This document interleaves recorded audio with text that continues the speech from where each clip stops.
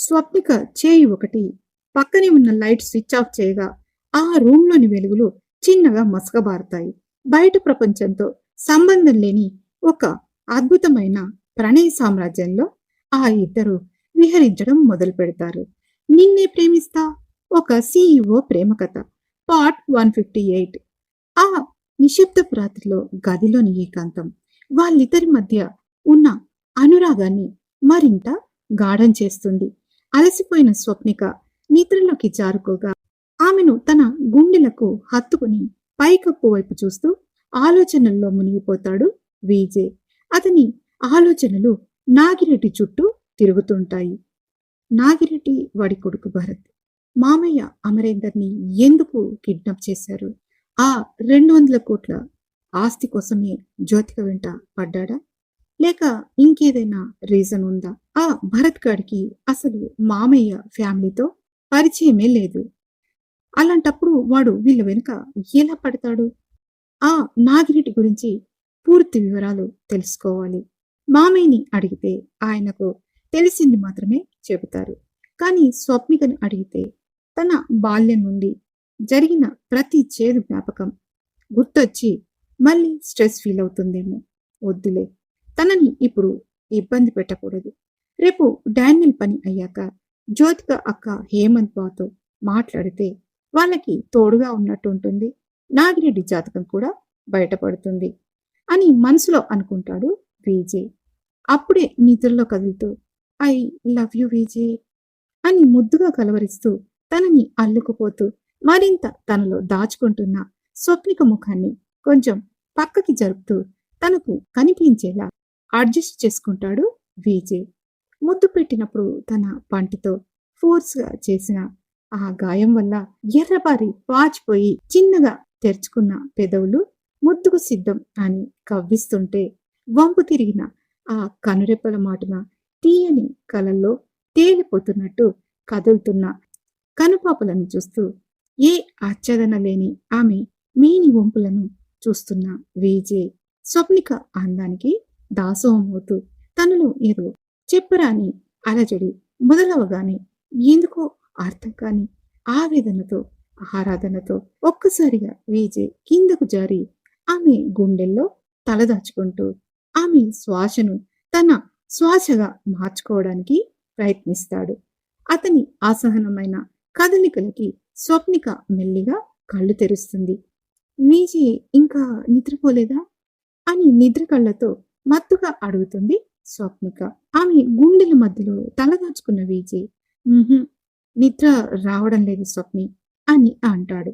స్వప్నిక కంగారుగా అతని తల నిమురుతూ ఏమైంది విజయ్ అని అడుగుతుంది. ఏం లేదు స్వప్ని అని మళ్ళీ ఆమె మెడవంపులో ముఖం దాచుకుంటాడు విజయ్. ఎందుకు నిద్ర రావడం లేదు? అంత అలసిపోయావు కదా అని ఆతృతగా అడుగుతుంది. విజయ్ మెల్లగా తలెత్తి నీలో ఇంకా ఇంకా కలిసిపోతూ అలసిపోవాలని ఉంది అని గుసగుసగా చెప్తూ ప్రేమగా ఆమె కళ్ళల్లోకి సూటిగా చూస్తాడు విజయ్. అతను ఎప్పుడూ ఇలా అడిగింది లేదు. తనని ముద్దులతో ముంచెత్తుతూ చేతులతో మైమరపిస్తూ తనని మౌల్డ్ చేస్తూ అతని దారికి తెచ్చుకొని దీన్ని బౌల్ చేసే విజయ్ ఒక చిన్న పిల్లాడిలా అడగడంతో తెల్లవారగానే తను వెళ్ళబోయే ఆపరేషన్ డేనియల్ గురించి అఖిల్ ప్రాణాల గురించి అతను లోపల టెన్షన్ పడుతున్నాడని అర్థమవుతుంది. ఆ టెన్షన్ నుండి అతనికి ఉపశమనం తన ప్రేమేనని ఆమెకు తెలుసు. అతని ముఖాన్ని తన 2 చేతుల్లోకి తీసుకుని మధురంగా నవ్వుతూ నీ మనసులో ఏముందో నాకు తెలుసు విజయ్ అంటూ అతనికి గ్రీన్ సిగ్నల్ ఇస్తూ తన దగ్గరకు లాక్కుంటుంది. అంతే, విజయ్ ఒక్కసారిగా ఆమెపై వాలిపోతాడు. ఆ గదిలోని గాలి కూడా వారి వేడి శ్వాసలకు వేడెక్కుతుంది. బయట ప్రపంచంలోని యుద్ధాలన్నీ మర్చిపోయి ఆ ఇద్దరు తమ సొంత ప్రపంచంలో ఒక్కటవుతారు. ఆ అర్ధరాత్రి బయట మంచు కురుస్తూ వాతావరణం చల్లగా ఉన్న రవిచంద్ర మ్యాన్షన్లోని విజయ్ బెడ్రూమ్లో మాత్రం గాలి వేడెక్కి ఉంది. రాత్రంతా జరిగిన ప్రణయ యుద్ధం వల్ల ఇద్దరు అలసిపోయి ఉన్నారు. కానీ బయట వెయిట్ చేస్తున్న హెలికాప్టర్ శబ్దంతో పాటు అతని ఫోన్కి వచ్చిన మెసేజ్ సౌండ్ విజయ్ని మేల్కొల్పుతుంది. మెల్లిగా స్వప్నిక పక్క నుంచి లేచి వాష్రూంలో దూరిన విజయ్ ఫ్రెష్ అయ్యి పూర్తి బ్లాక్ అండ్ బ్లాక్ డ్రెస్ వేసుకుంటున్న విజయ్ని చూసి స్వప్నిక కళ్ళు తెరుస్తుంది. ఆమె కళ్ళల్లో రాత్రి తాలూకు మత్తు ఇంకా ఉంది. కానీ విజయ్ వెళ్తున్నాడన్న విషయం గుర్తురాగానే ఆ మత్తు కాస్త ఆందోళనగా మారుతుంది. స్వప్నిక బెడ్షీట్ చుట్టుకుని లేచి కూర్చుని అద్దం ముందు తన గన్ లోడ్ చేసుకుంటున్న విజయ్ దగ్గరకు నడుచుకుంటూ వస్తుంది. వెనుక నుండి అతన్ని గట్టిగా హత్తుకుంటుంది. అతని వీపుపై తన ముఖం ఆనించి, వెళ్ళాలా విజయ్, వెళ్ళక తప్పదా అని టెన్షన్తో అడుగుతుంది స్వప్నిక. ఆమె చేతుల మీద తన చేతులు వేసి వెనక్కి తిరిగి ఆమె నుదుటిపై ముద్దు పెడుతూ, తప్పదు స్వప్ని, అఖిల్ నా కోసం ప్రాణాలకు తెగించాడు. వాడిని తీసుకురావడం నా బాధ్యత. నా మీద నీకు నమ్మకం ఉంది కదా అని ప్రేమగా అడుగుతాడు విజయ్. నీ మీద నమ్మకం ఉంది విజయ్, కానీ ఆ డేనియల్ గాడు చాలా డేంజరస్ ఫెలో. జాగ్రత్తగా వెళ్ళిరా. నీ కోసం ఇక్కడ నేను, నీ ఫ్యామిలీ 1000 కళ్ళతో వెయిట్ చేస్తూ ఉంటాం అని అంటుంది స్వప్నిక. విజయ్ ఆమె గడ్డం పట్టుకుని పైకెత్తి ఆమె కళ్ళల్లోకి సూటిగా చూస్తాడు. రాత్రి తను పంటితో చేసిన గాయం వల్ల ఇంకాస్త వాచి ఉన్న ఆమె ఎర్రని పెదాలను చూసి మళ్ళీ ఒక్కసారి సన్నగా నవ్వుతాడు విజయ్. నీ పెదవుల మీద ఉన్న ఈ గాయం తగ్గేలోపు నేను అఖిల్తో కలిసి నీ ముందు ఉంటాను. ఈ గుర్తు నాకు ఇక్కడికి వచ్చే వరకు బూస్టింగ్ ఇస్తుంది అని చిన్నగా నవ్వుతూ చిలిపిగా అంటాడు విజయ్. స్వప్నిక సిగ్గుతో అతని ఛాతిపై చిన్నగా కొడుతూ, నువ్వు రెడీ అవుతూ ఉండు, నేను ఫ్రెష్ అయ్యి తర్వాత కాఫీ తెస్తాను అని బాత్రూంలోకి దూరుతుంది స్వప్నిక. ఫ్రెష్ అయిన స్వప్నిక, విజయ్ ఇద్దరు కిందికి రాగా పూజా గదిలోని దేవుని పటం దగ్గరికి వెళ్ళి అక్కడ ఉన్న కుంకుమను తీసి నుదుటిపై పెడుతూ, వెళ్ళిరా విజయ్, నా ప్రేమే నీకు శ్రీరామ రక్ష. ఆ డేనియల్ గాడికి నీ పవర్ ఏంటో చూపించు. కానీ గుర్తుంచుకో, నువ్వు నాకు, నా ప్రాణానికి చాలా ముఖ్యం అని విజయ్కి ప్రసాదం ఇస్తుంది. ప్రసాదం తీసుకున్న విజయ్ ఆమెని ఒక్కసారిగా తన బాహువుల్లోకి తీసుకుని గట్టిగా హత్తుకుంటాడు. ఆమెని ఒకసారి గాలిలోకి ఎత్తి కిందకి దించి, I will be back soon sweet heart అని ఆమె చెవిలో గుసగుసలాడి గంభీరంగా అక్కడి నుంచి బయటకి వెళతాడు. బయట హెలికాప్టర్ రెడీగా ఉంది. విజయ్ బయటకు రాగానే అక్కడ రవళి, రమేష్, అమరేందర్, మల్లిక ఇంకా కుటుంబ సభ్యులు అందరూ నిలబడి ఉంటారు. అందరికీ ధైర్యం చెప్పిన విజయ్ హెలికాప్టర్ ఎక్కాడు. హెలికాప్టర్ గాలిలోకి లేస్తుంటే స్వప్నిక పరుగున తన బాల్కనీలోకి వెళ్ళి అక్కడి నుంచి చేతులు ఊపుతున్న ఆమె వైపు చూస్తూ విజయ్ ఒక ఫ్లయింగ్ కిస్ ఇస్తాడు. క్షణాల్లో ఆ హెలికాప్టర్ ఆకాశంలో మాయమైపోతుంది. విజయ్ కళ్ళల్లో ఇప్పుడు రొమాన్స్ లేదు, కేవలం డెత్ షాడో ఐలాండ్ మీద చేయబోయే బీభత్సం మీద మాత్రమే కనిపిస్తుంది. తెల్లవారుజామున కరేబియన్ సముద్రం అలల హోరుతో బీభత్సంగా ఉంది. ఆ చీకటిని చీల్చుకుంటూ ఒక silent stealth helicopter death shadow island కు కొద్ది దూరంలో గాలిలో నిలబడింది. హెలికాప్టర్ డోర్ తెరుచుకుంటుంది. బ్లాక్ అండ్ బ్లాక్ డ్రెస్, చేతిలో పవర్ఫుల్ గన్, కళ్ళల్లో నిప్పులు చెరుగుతున్న విజయ్ కిందకి చూశాడు. సంతానం అండ్ మ్యాక్స్వెల్ స్టేటస్ ఏంటి అని కమ్యూనికేటర్ లో అడుగుతాడు విజయ్. బాస్, ఐలాండ్ చుట్టూ అన్ని లేజర్ గ్రిడ్ ని హ్యాక్ చేశాం. మరో 5 నిమిషాల్లో underground bunker route open అవుతుంది. కానీ లోపల Daniel personal bodyguards, red devils alert గా ఉన్నారు. బీ కేర్ఫుల్ అని అంటాడు మ్యాక్స్వెల్. వాళ్ళు డెవిల్స్ అయితే వాళ్ళకి నరకం చూపించే బీస్ట్ ని నేను సీ యూ ఇన్సైడ్ అని ఒక ఈవిల్ స్మైల్ తో అంటాడు విజయ్. అంతే, విజయ్ ఒక్కసారిగా హెలికాప్టర్ నుండి సముద్రంలోకి దూకుతాడు. నీటి అడుగున ఉన్న సీక్రెట్ టన్నెల్ ద్వారా ఐలాండ్ లోపలికి వెళతాడు విజయ్. డేనియల్ తన బంకర్లో కూర్చుని వైన్ తాగుతూ కళ్ళ ముందు కట్టేసి ఉన్న అఖిల్ని చూసి నవ్వుతున్నాడు. ఏరా అఖిల్, నీ ఫ్రెండ్ విజయ్ తన పెళ్ళాన్ని ఆదిత్యకి అప్పచెప్పాడో లేదో, ఇక్కడ నిన్ను చంపే టైం మాత్రం దగ్గర పడుతుంది అని అంటాడు. అప్పుడే ఒక పెద్ద పేలుడు శబ్దం. బంకర్ మెయిన్ డోర్ ముక్కలైపోయింది. పొగ కమ్ముకుంది. ఆ పొగలో నుండి ఇద్దరు గార్డ్స్ గాలిలో ఎగి వచ్చి డానియల్ టేబుల్ మీద పడతారు. వాళ్ళ పీకలు కోసి ఉన్నాయి. పొగ వీడుతుండగా చేతిలో 2 మెషిన్ గన్స్ పట్టుకుని ముఖం మీద రక్తం చిందిన మరకలతో విజయ్ అడుగులు వేస్తాడు. వాడిని చూస్తుంటే సాక్షాత్తు మృత్యువు నడిచి వస్తున్నట్టుగా ఉంది. విజయ్, నువ్వు ఇక్కడికి ఎలా వచ్చావు అని కంగారుగా అడుగుతాడు డానియల్. చాలా ప్రశాంతంగా కానీ సీరియస్ గా చూస్తూ, తప్పు చేసావు డానియల్. నా ఫ్రెండ్ ని టచ్ చేసి ఆ బోడి ఆదిత్యతో నన్ను అప్పచెప్పమని డీల్ కుదుర్చుకున్నావంట కదా. అనవసరంగా నన్ను కెలికావు. ఇక నా నుండి ఆ దేవుడు కూడా నిన్ను కాపాడలేడు డానియల్. నీ చావు నా చేతుల్లో రాసిపెట్టి ఉంది అని ముందున్న 4 గార్డ్స్ ని విజయ్ కళ్ళు తెరిచి మూసేంతలో తన బుల్లెట్స్ తో పడగొడతాడు. ఒకరిని కాలితో తన్ని గోడకు కొడితే వాడి ఎముకలు విరిగిన సౌండ్ బంకర్ అంతా మారుమోగుతుంది. డానియల్ భయంతో వణికిపోతూ అఖిల్ గొంతు మీద కత్తి పెడతాడు. ఒక్క అడుగు ముందుకు వేసిన అఖిల్ ని చంపేస్తాను అని బెదిరిస్తాడు. అఖిల్ మీద కత్తి పెట్టావు కదా, ఇప్పుడు నీ వేళ్లు ఒక్కొక్కటిగా రాలిపోతాయి చూడు అని అంటాడు విజయ్. అంతే, విజయ్ మెరుపు వేగంతో తన జేబులో ఉన్న చిన్న కత్తిని డానియల్ పైకి విసిరాడు. అది ఖచ్చితంగా డానియల్ మణికట్టును తాకుతుంది. డానియల్ అరుస్తూ కత్తిని కింద పడేస్తాడు. విజయ్ పరిగెత్తుకెళ్లి డానియల్ గొంతు పట్టుకుని గాల్లో లేపాడు. నా ఫ్యామిలీతో గేమ్స్ ఆడతావా? నా భార్య పరువు తీస్తానని అంటావా? నరకం అంటే ఏంటో నీకు ఇప్పుడే చూపిస్తాను చూడు అని అంటూ డానియల్ ముఖాన్ని అక్కడే ఉన్న ఐరన్ పిల్లర్ కి 3-4 సార్లు బాదుతాడు. అంతే, వాడి ఫేస్ పచ్చడై కింద పడిపోతాడు.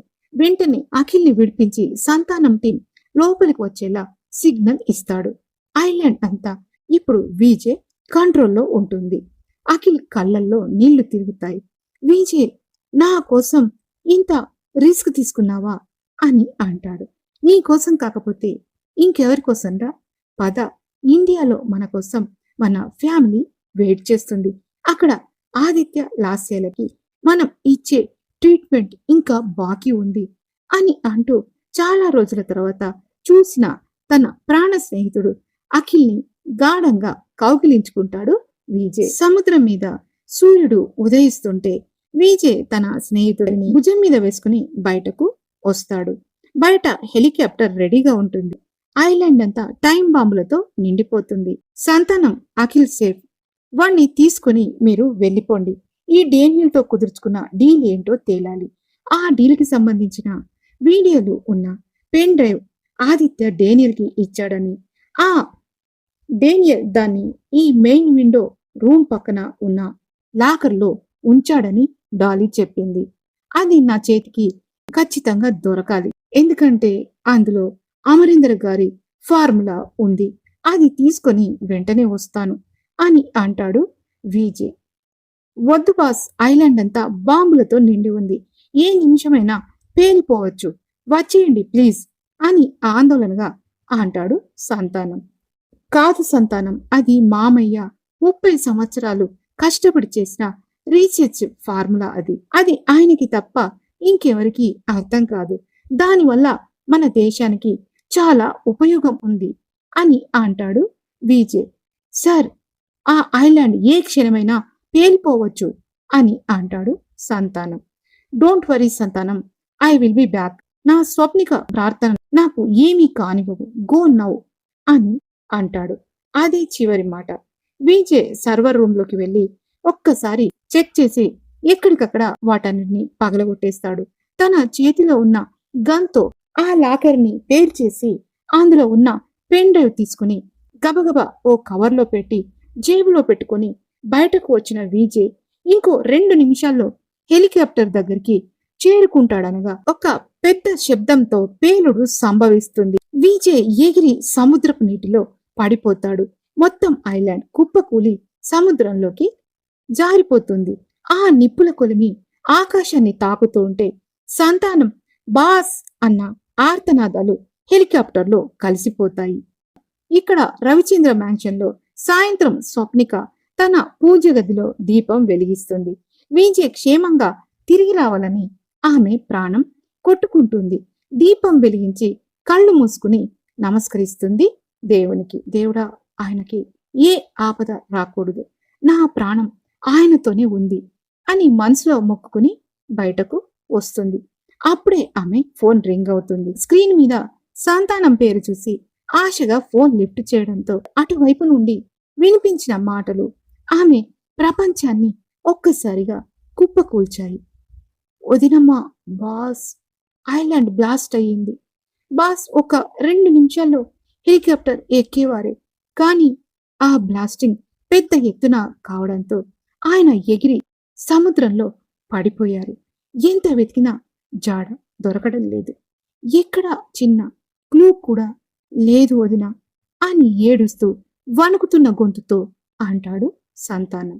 స్వప్నిక చేతిలోని ఫోన్ కింద పడిపోగా నో అని అరిచిన ఆ అరుపు ఆ మ్యాన్షన్ అంతా మారుమోగుతుంది. ఆమె నోటి నుండి మాట రావడం లేదు. కళ్ళల్లో నీళ్లు కూడా ఇంకిపోయాయి. గుండె లోపల ఏదో విరిగిపోయిన భావన. స్వప్నిక పిచ్చిదానిలా నవ్వుతూ, అబద్ధం సంతానం, నువ్వు అబద్ధం చెప్తున్నావు. ఆయన ఆయన వస్తానని నాకు మాటిచ్చారు, నాకు ప్రామిస్ చేశారు. నా విజయ్ నన్ను అసలు అలా వదిలి వెళ్ళరు అని గట్టిగా ఏడుస్తూ పిచ్చిదానిలా అరుస్తుంది స్వప్నిక. ఆమె అలా అరవడంతో మల్లిక, అమరేందర్ వెనుకే రవలి పరుగున వస్తారు. శూన్యంలోకి చూస్తూ వణుకుతున్న స్వరంతో, అత్తయ్య, విజయ్ రావడం లేదట. బాంబ్ బ్లాస్ట్ అవడంతో తను ఎగిరి సముద్రంలో పడిపోయాడంట. ఎంత వెతికినా ఆయన దొరకడం లేదని సంతానం అబద్ధం చెప్తున్నాడు అని ఏడుస్తూ ఒక్కసారిగా గుండె భారమై స్వప్నిక అక్కడే స్పృహ తప్పి పడిపోయింది. రవలి కూడా ఆ వార్త విన్న వెంటనే తట్టుకోలేక కుప్పకూలిపోతుంది. ఏమైందో తెలుసుకోవడానికి విజయ్ గురించి మళ్ళీ సంతానంకి ఫోన్ చేస్తాడు ఉమేష్. తేరుకున్న దీప డాక్టర్కి ఫోన్ చేయడంతో ఫ్యామిలీ డాక్టర్ గీత గారు లోపలికి వచ్చి ఇద్దరికి ట్రీట్మెంట్ ఇచ్చారు. రవలి మెల్లగా కళ్ళు తెరిచి విజయ్ నా తండ్రి అంటూ ఏడవడం మొదలుపెట్టింది. అప్పుడే స్వప్నికకు స్పృహ రావడంతో ఆమె కళ్ళు తెరవగానే ఎదురుగా విజయ్ ఫోటో కనిపిస్తుంది. పిచ్చిదానిలా లేచిన స్వప్నిక, వద్దు, నేను బ్రతకను. విజయ్ లేని చోట నాకు ఊపిరి అందడం లేదు. నేను తన దగ్గరికి వెళ్ళిపోతాను. ఎందుకు నన్ను కాపాడారు? వదిలేయండి నన్ను అని ఆమె గోడకు తల బాదుకుంటూ ఆవేదనతో అరుస్తుంది. అమరేందర్, మల్లిక ఆమెను ఆపడానికి ప్రయత్నిస్తున్నారు, కానీ ఆమె ఎవరికి వినడం లేదు. అప్పుడు డాక్టర్ గీత గట్టిగా స్వప్నిక భుజాలు పట్టుకుని కుదుపుతూ, స్వప్నిక ఆగు, ఒక్క నిమిషం నా మాట విను. నువ్వు చావకూడదు, నిన్ను చావనివ్వము అని కోపంగా అరుస్తుంది. ఎందుకు డాక్టర్? నా సర్వస్వం పోయాక నేనెందుకు బ్రతకాలి అని స్వప్నిక ఏడుస్తూ అడుగుతుంది. చాలా గంభీరంగా, ఎమోషనల్ గా స్వప్నిక వైపు చూస్తూ గాఢంగా ఊపిరి పీలుస్తుంది గీత. ఎందుకంటే నీలో ఒక ప్రాణం పెరుగుతుంది స్వప్నిక. నువ్వు ఇప్పుడు ఒట్టి మనిషివి కాదు, ప్రెగ్నెంట్వి. విజయ్ గుర్తుగా నీ కడుపులో ఉన్న ఆ బిడ్డ కోసం నువ్వు బ్రతకాలి. ఇప్పుడు నువ్వు చనిపోతే విజయ్ వారసుని కూడా నువ్వు చంపిన దానివవుతావు అని గట్టిగా అంటుంది. ఆ మాట వినగానే స్వప్నిక ఒక్కసారిగా నిశ్శబ్దమైపోతుంది. ప్రపంచం మొత్తం ఆగిపోయినట్టు అనిపిస్తుంది ఆమెకి. చేతులు మెల్లగా తన పొట్ట మీద వేసుకుంటుంది. కళ్ళ నుండి ధారగా నీళ్లు కారుతున్నాయి. ఆ వార్త విన్న అమరేందర్, మల్లికల కళ్ళల్లో ఒక చిన్న ఆశ మెరుస్తుంది. స్వప్నిక గట్టిగా ఏడుస్తూ మోకాళ్ళ మీద కింద కూలబడిపోతూ, విజయ్, ఏంటిది? నన్ను వదిలి వెళ్ళిపోతూ ఈ బరువును నా మీద వేసి వెళ్ళావా? నీకు అన్యాయం అనిపించలేదా? ఇప్పుడిక నేను చావలేను. మన బిడ్డ కోసం ప్రతి క్షణం నరకం అనుభవిస్తూ బ్రతకాలి. ఇది నీ శిక్ష లేక లేక నీ ప్రేమ విజయ్ అని ఏడుస్తుంది స్వప్నిక. ఆమె ఏడుపు ఆ గది గోడలను సైతం కదిలించేలా ఉంది. రవలి వచ్చి స్వప్నికను హత్తుకుని ఇద్దరు బావురుమని ఏడుస్తుంటారు.